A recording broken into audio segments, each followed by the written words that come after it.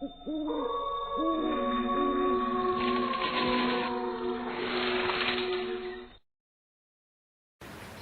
बारिश की गंध मिट्टी में घुल रही थी। कठोर गांव की कच्ची गलियों में कुत्तों के भौंकने की आवाजें देर रात तक गूंज रही थी। बीच गांव में टूटी हवेली थी, दादा साहब चौहान की हवेली। लोग कहते थे वहां मोक्ष की रात मनाई जाती है, जब कोई ना कोई मरता है और मुक्ति पाता है। तू यकीन करता है इन कहानियों पर आदित्य? अरे मुझे डर वर नहीं लगता, पर सुनने में मजा आता है। रात के 12:30 बजे इस हवेली में आना जरूरी था क्या? अगर इस गांव में असली कहानी जाननी है तो यही सही वक्त है। लकड़ी के दरवाजे पर हाथ रखते ही दरवाजा खुद खुल गया। अंदर अंधेरा था। लाइट जलाने पर मकड़ी के जाले, टूटी हुई खिड़कियां और फर्श पर पड़े पुराने खिलौनों की डरावनी छाया दिखी। यहाँ कोई बच्चा खेलता था क्या? यहाँ बच्चे नहीं, आत्माएं खेलती हैं, आत्माएं। एक क्षण के लिए सब चुप हो गए। अचानक हवा का एक झोंका आया और दरवाजा जोर से बंद हो गया, जिससे वो घबरा गए।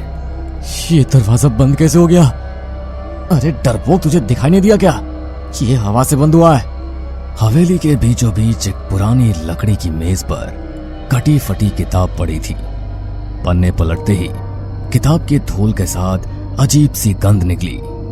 किताब के पन्नों पर लाल रंग के निशान थे, जैसे किसी ने खून से कुछ लिखा हो। ये खून है क्या? देखो, यहाँ लिखा है मोक्ष तभी मिलेगा जब 7वां खून होगा।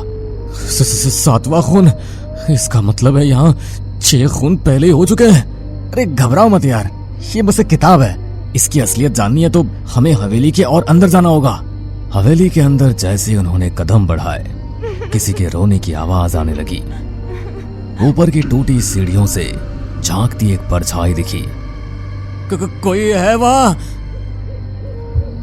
परछाई ने जवाब नहीं दिया।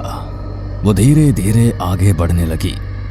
उनके पास आते ही दीवार पर अजीब सी आकृतियां उभरने लगी, जैसे किसी ने खून से हाथों के निशान छोड़े हों। रश्मि की चीख गूंज उठी। दीवार पर एक पुरानी पेंटिंग टंगी थी। एक महिला लाल साड़ी में खून से सने हाथों में दिया पकड़े खड़ी थी। उसके चेहरे पर एक डरावनी मुस्कान थी। ये कौन है? अरे कहते हैं ये दादा साहब की पत्नी थी। मोक्ष पाने के लिए इसने खुद को आग लगा दी थी। जैसे ही आदित्य ने पेंटिंग को छुआ, पेंटिंग से खून की बूंदें टपकने लगी। हवेली में ठंडी हवा और चिल्लाने की आवाजें गूंजने लगी। घड़ी ने 1 बजने की आवाज दी। हवेली की दीवारें हिलने लगी। पुरानी खिड़कियों से बाहर देखो तो लाल रंग की चांदनी फैली थी। एक एक कर आत्माओं की आकृतियां उभरने लगी। कोई बिना आंख के, कोई उल्टे पांव, कोई बिना मुंह के रोते हुए। हमें यहाँ से जाना होगा विनीत। ये सब क्या हो रहा है? जो भी हो, सच जानकर ही जाएंगे। आत्माएं एक सुर में बोलने लगी। मोक्ष, मोक्ष, मोक्ष, हमें मोक्ष दो। सबसे अंत में एक भारी परछाई आई। उसकी आंखें लाल थी, सर पर पगड़ी थी और हाथ में खूनी तलवार। ये दादा साहब है। तुमने हमें जगा दिया है। अब तुम्हारे खून से ही मोक्ष मिलेगा। हवेली में अचानक लाल रंग का धुआं भर गया। चारों तरफ आत्माएं गोल घेरा बनाकर खड़ी हो गई। विनीत की जेब में रखी वही किताब लाल रोशनी में जलने लगी। किताब के भीतर से आवाज आई, 7वां खून तुम्हारा होगा। रश्मि की सांसें तेज हो गई। हवेली की छत से खून की बूंदें टपकने लगी। एक बूंद आदित्य के माथे पर गिरी। उसकी आंखें लाल हो गई और उसकी मुंह से किसी और की ही आवाज निकली, मोक्ष चाहिए। वो धीरे धीरे हवा में उठने लगा और उसकी गर्दन से धुएं जैसी आत्मा बाहर निकलने लगी। दादा साहब की आत्मा ने तलवार उठाई और आदित्य की तरफ बढ़ी। नहीं आदित्य, हमें कुछ करना होगा। हवेली की जमीन पर बने रक्त के घेरे में आदित्य गिर पड़ा। आत्माओं ने उसके चारों तरफ घूमना शुरू किया। जैसे ही दादा साहब की तलवार आदित्य की छाती पर चली, आत्माओं की चीखें गूंज उठी। हवेली हिलने लगी, खिड़कियां टूटने लगी और एक पल में हवेली के अंदर अंधेरा और सन्नाटा छा गया। सुबह की पहली किरण के साथ हवेली का दरवाजा खुला। विनीत और रश्मि बेहोश पड़े थे। आदित्य वहां नहीं था।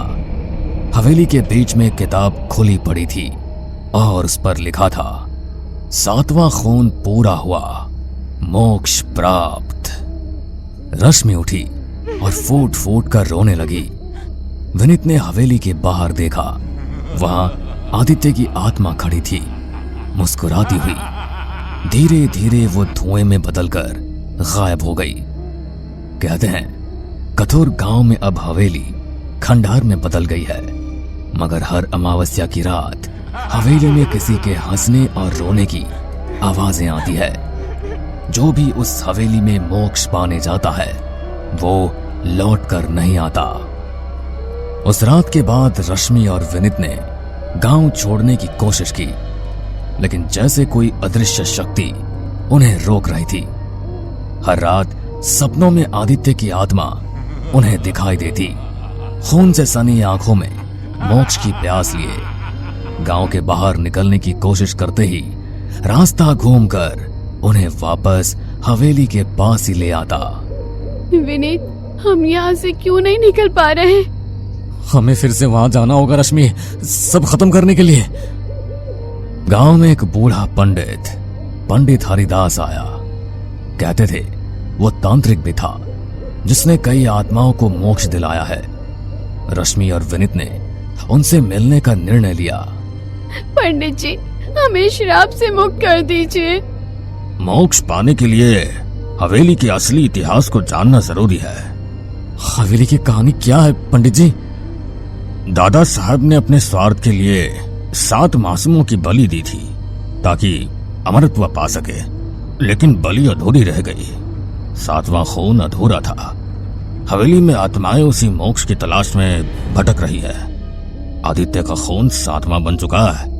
अब दादा साहब की आत्मा मोक्ष पाने के लिए आदित्य की आत्मा का उपयोग करेगी, और यदि ऐसा हुआ तो हवेली से वो बंधन मुक्त हो जाएगा, लेकिन आत्माएं हमेशा के लिए फंसी रह जाएगी। अगर आत्माओं को मुक्त करना है तो दादा साहब की अस्थियां जलानी होगी और हवेली में उस रात जो अधूरी तांत्रिक क्रिया हुई थी उसे पूरा करना होगा। पर इसके लिए किसी को अपनी आत्मा की आहुति देनी होगी। बारिश की रात दोनों ने फिर हवेली में प्रवेश किया। पंडित हरिदास ने तंत्र विधि के लिए चारों तरफ हवन कुंड सजाए, रक्त से रेखाएं खींची और बीच में तांबे का कटोरा रखकर जल भर दिया। ओम क्रीं कालिकायै नमः। हवेली हिलने लगी, खिड़कियां खुलने बंद होने लगी, रोने और चिल्लाने की आवाजें गूंजने लगी। आत्माएं चारों ओर दिखाई देने लगी। लाल धुएं में से आदित्य की आत्मा प्रकट हुई। उसका चेहरा फूला हुआ, आंखों से खून बहता, मुंह से धुआं निकलता। मुझे मोक्ष चाहिए, मुझे मुक्ति चाहिए। उसके पीछे दादा साहब की आत्मा खड़ी थी, तलवार लेकर, मुस्कुराते हुए। आज इस हवेली का पाप समाप्त होगा। हवन कुंड में आग तेज जलने लगी। हवेली की दीवारों पर लाल लाल हाथों के निशान उभरने लगे। जमीन फटने लगी और खून की बूंदें बहने लगी। विनीत, कुछ करो। आदित्य, अगर तुझे मोक्ष चाहिए तो इस हवेली के पाप को खत्म कर। ये आत्माएं तभी मुक्त होंगी जब दादा साहब का अंत होगा। दादा साहब की आत्मा तलवार लेकर आगे बढ़ी। हवा में तलवार घुमाते ही आत्माएं चीखने लगी। पंडित हरिदास ने कटोरे में रक्त लेकर मंत्र पढ़ना शुरू किया। आदित्य की आत्मा ने दादा साहब की आत्मा पर हमला कर दिया। दोनों के बीच बिजली जैसी चमकने लगी। हवेली हिल रही थी, दीवारें टूट रही थी। दादा साहब की आत्मा चीखी, ये आत्माएं मेरी है, मोक्ष मेरा अधिकार है। पंडित हरिदास ने रक्त मिश्रित जल को हवा में फेंका। आग की लपटें हवेली में फैल गईं। आत्माएं गोल गोल घूमने लगी। उनकी आंखों से आंसू निकलने लगे। आदित्य की आत्मा ने दादा साहब की आत्मा को पकड़ लिया और दोनों के बीच लाल लपटें उठने लगी। दादा साहब की आत्मा जलने लगी, चीखने लगी और जलकर राख हो गई। हवेली में रोशनी फैल गई। आत्माएं मुस्कुराते हुए धीरे धीरे हवा में उड़ने लगी। उनकी कराह अब राहत में बदल गई। दादा साहब के नष्ट होते ही हवेली में लाल धुएं में लिपटी आदित्य की आत्मा रश्मि और विनीत के सामने आई। उसकी आंखों में शांति थी। धन्यवाद रश्मि, विनीत, अब मुझे मोक्ष मिल गया। उसकी आत्मा सफेद प्रकाश में बदल गई और एक तेज चमक के साथ आकाश में विलीन हो गई। जैसे आत्माएं मुक्त हुई, हवेली में आग लग गई। लकड़ियां जलने लगी, छत गिरने लगी। पंडित हरिदास ने दोनों को बाहर खींच लिया। हवेली पूरी तरह जलकर राख हो गई। हवेली के खंडहर से एक आखिरी बार आदित्य की आवाज आई, अब सब मुक्त है। हवेली के जलने के बाद कथुर गांव में अजीब सी शांति आ गई। अब हवेली की ओर जाने वाले रास्ते पर केवल राख और खंडहर थे। आत्माओं की कोई आवाज नहीं आती थी। हवेली के खंडहर पर सफेद गुलाब उग आए। अब आदित्य को शांति मिल गई विनीत। हाँ, अब सच में सबको मोक्ष मिल गया। गांव के लोग कहते हैं कि उस रात हवेली में जो आग लगी थी वो आत्माओं की मुक्ति की आग थी। हवेली का हर कोना, हर दीवार, हर ईंट 7 पापों की गवाही देती थी जो उस रात खत्म हुए। अब कथुर गांव में अमावस्या की रात को भी हवेली से कोई चीख या रुदन नहीं सुनाई देता। अब मोक्ष पूर्ण हो चुका था। रात के तीसरे पहर का समय था। ठाकुर का पूरा परिवार अपनी हवेली में चैन की नींद सो रहा था। अचानक ही ठाकुर के सबसे छोटे बेटे मेहर सिंह की आंख खुल जाती है। मेहर सिंह अपने कमरे की खिड़की पर खड़े होकर बाहर की ओर देखने लगता है। बाहर मौसम बहुत खराब था। तेज बारिश के साथ साथ आकाश में जोरों की बिजली कड़क रही थी। अचानक ही उसे ऐसा लगा जैसे सामने के पेड़ से कोई महिला अजीब ढंग से सरकते हुए नीचे उतर रही है। उस महिला ने अपनी भयानक लाल लाल आंखों से मेहर सिंह की ओर घूर कर देखा और नीचे उतरकर कहीं गायब हो गई। मेहर सिंह को अपनी आंखों पर यकीन नहीं हुआ। देर रात इतने खराब मौसम में आखिर कौन स्त्री पेड़ पर चढ़कर उसकी ओर देखेगी। फिर उसको यूं अजीब ढंग से नीचे उतरते देखकर न जाने क्यों उसके मन में शंका सी होने लगी। अपनी बंदूक को संभालता वह हवेली के बरामदे तक आया जहां उसने उस महिला को देखा था, लेकिन वहां पर कोई भी नहीं था। बरामदे में हर और फूलों की खुशबू फैली हुई थी। मेहर सिंह बेचैन सा होकर इधर उधर देखने लगा। तभी उसे कोई स्त्री दौड़कर हवेली से बाहर की ओर जाती दिखाई दी। ए लड़की, कौन हो तुम? वहीं ठहरो। इतनी रात गए हवेली में क्या कर रही हो? मेहर सिंह की चीखने की आवाज को अनसुना करके वह लड़की पायल छनकाती हुई हवेली के पिछले दरवाजे से बाहर निकल गई। लड़की को बाहर की ओर भागता देख मेहर सिंह भी उसके पीछे पीछे हवेली से बाहर निकल गया। कुछ दूर जाकर उस लड़की ने मेहर सिंह को मुड़कर देखा और धीरे से मुस्कुराते हुए फिर से अंधेरी तूफानी रात में जंगल की ओर भागने लगी। मेहर सिंह न जाने किस सम्मोहन में बंधा था कि वह भी लड़की के पीछे पीछे सुनो सुनो की आवाज लगातार बढ़ा जा रहा था। कुछ दूर जाकर एक सुनसान स्थान पर वह लड़की अचानक गायब हो गई। ये सब क्या पहेली है? आखिर कौन है ये लड़की? मेहर सिंह मन ही मन बड़बड़ाता हुआ इधर उधर देखता चला जा रहा था कि अचानक उसकी नजर एक पेड़ के नीचे जमा हुई स्त्रियों पर पड़ी।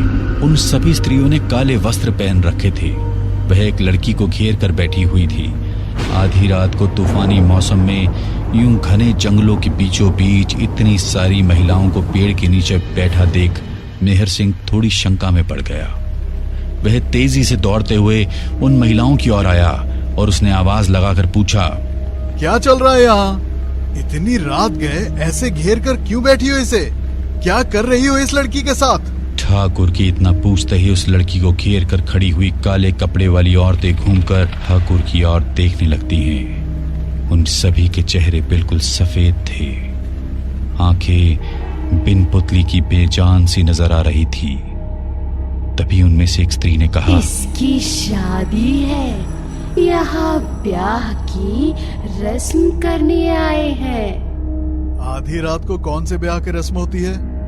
वैसे कहाँ से आए हो तुम सब के सब? दूल्हे के गांव में ये रस्म होती है छोरे, बस इसीलिए यहाँ पर इकट्ठा हुए हैं। उस औरत की बात सुनकर ठाकुर मेहर सिंह और भी चक्कर में पड़ गया।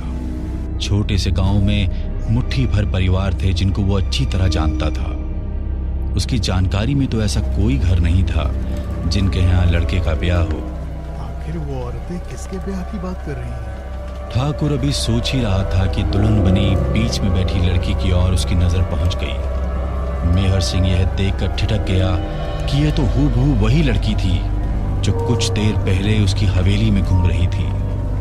मेहर सिंह अब थोड़ा परेशान सा हो गया था और अपनी परेशानी छिपाते हुए उसने फिर से सवाल किया, वैसे दूल्हा कौन है जिसके साथ लड़की का ब्याह होना है?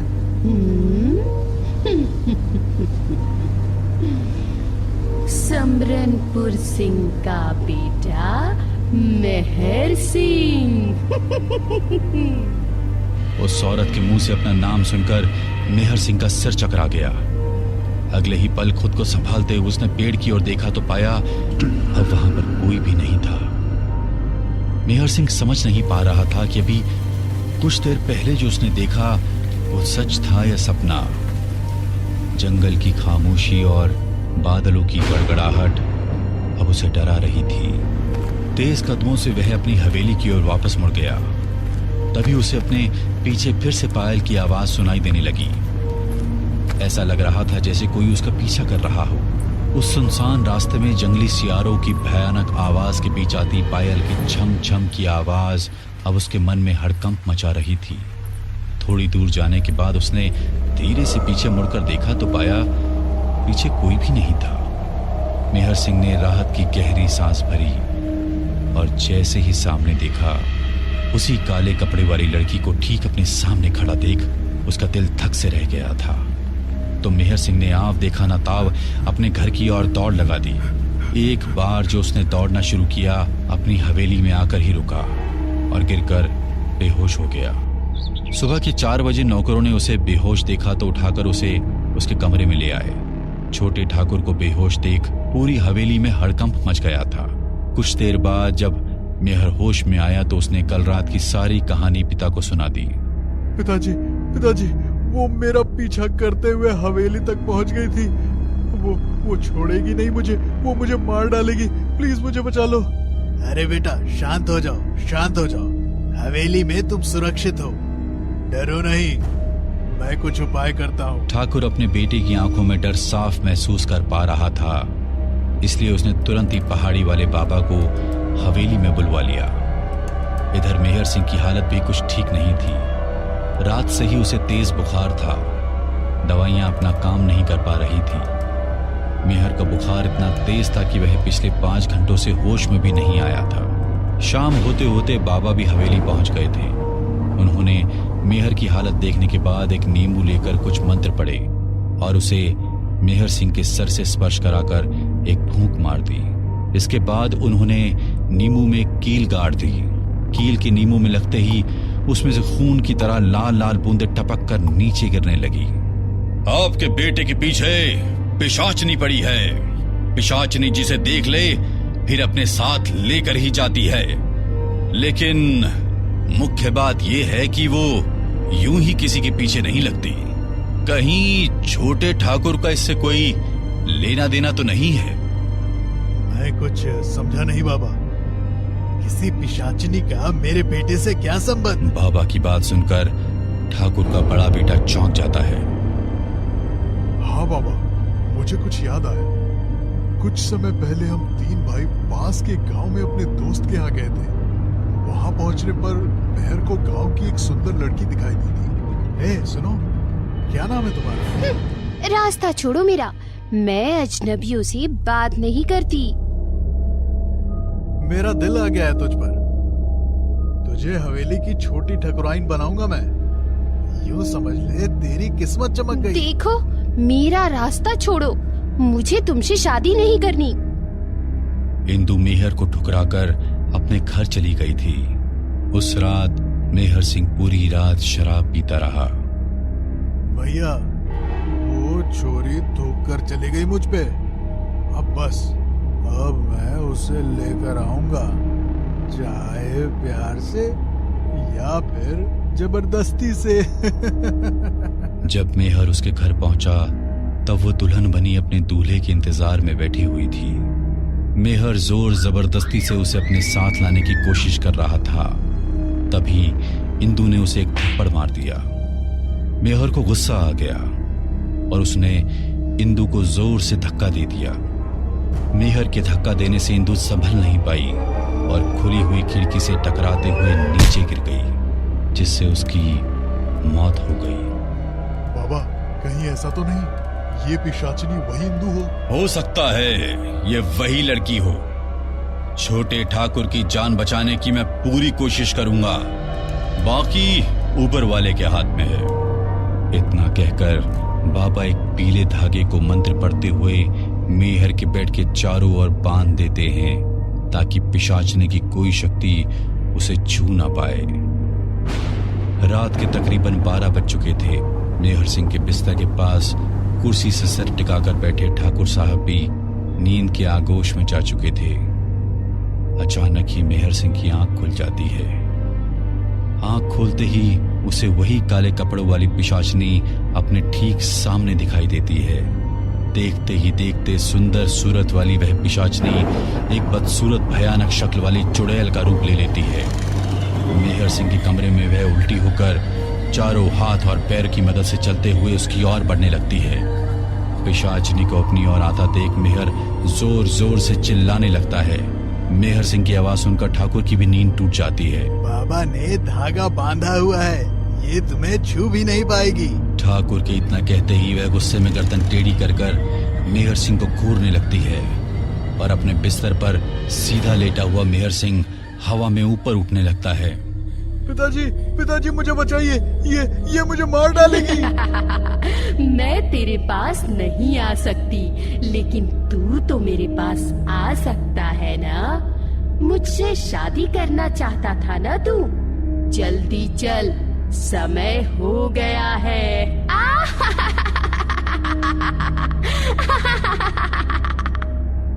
हवा में ऊपर उठते हुए मेहर सिंह चुड़ैल के पास आ जाता है। इंदु के एक इशारा करते ही मेहर सिंह का शरीर धम से नीचे गिर पड़ता है और उसके सर से खून बहने लगता है। मेहर सिंह बाबा के बनाए सुरक्षा घेरे से बाहर आ चुका था।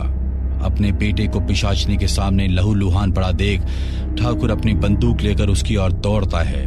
तभी पिशाचनी गुस्से में ठाकुर की ओर देखती है, जिससे उसकी बंदूक खुद ब खुद पीछे की ओर मुड़ जाती है और उसके हाथ से दूर जा गिरती है। अगले ही पल ठाकुर भी उछलकर दीवार से जा टकराता है और अपने होश खो देता है।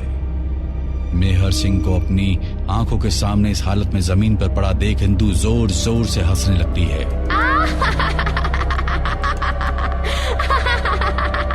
अगले ही पल दीवार पर लगे सजावटी छुरों में से एक बड़ा सा छुरा निकलकर हवा में उड़ता हुआ खुद ब खुद पिशाचनी इंदु के हाथ में आ जाता है, जिसे देखकर मेहर के होश उड़ जाते हैं। इंदु को चाकू लेकर हवा में उड़ता हुआ अपनी ओर आता देखकर मेहर सिंह जोर जोर से चीखने लगता है। इंदु गुस्से में चाकू से उसकी जीभ काटकर अलग कर देती है। मेहर सिंह दर्द से छटपटा रहा था और इंदु वहां हवा में उड़ती हुई जोर जोर से हंस रही थी। दर्द से छटपटाते हुए मेहर सिंह जमीन पर गिर पड़ता है। और सरकते हुए वहां से भागने की कोशिश करने लगता है। तभी इंदु उसकी गर्दन पर वार कर देती है, जिससे उसकी गर्दन धड़ से अलग हो जाती है। मेहर सिंह की कटी हुई गर्दन लेकर अगले ही पल पिशाचनी इंदु वहां से गायब हो जाती है। थोड़ी देर बाद जंगल में उसी पेड़ के नीचे मेहर सिंह की कटी हुई गर्दन पेड़ की शाख से लटक रही थी। एक लड़का और लड़की काले कपड़े पहन दूल्हा दुल्हन बने बैठे थे। दूल्हे के स्थान पर बैठा लड़का कोई और नहीं बल्कि मेहर सिंह था, जो पिशाचनियों के बीच बुत बना बैठा हुआ था। हमें पूरा यकीन है दोस्तों कि आप लोगों को ये कहानी जरूर पसंद आई होगी। अगर आपके साथ भी कुछ ऐसे अनकहे किस्से हो चुके हैं तो प्लीज हमारे साथ शेयर करें, हम जरूर अपने चैनल पर उनको दिखाएंगे। हमारी ईमेल आईडी नीचे डिस्क्रिप्शन बॉक्स में दी गई है, तो प्लीज हमारे वीडियो और चैनल को शेयर एंड सब्सक्राइब करें और बने रहे हमारे साथ ऐसे ही अनकहे किस्से और कहानियां सुनने के लिए।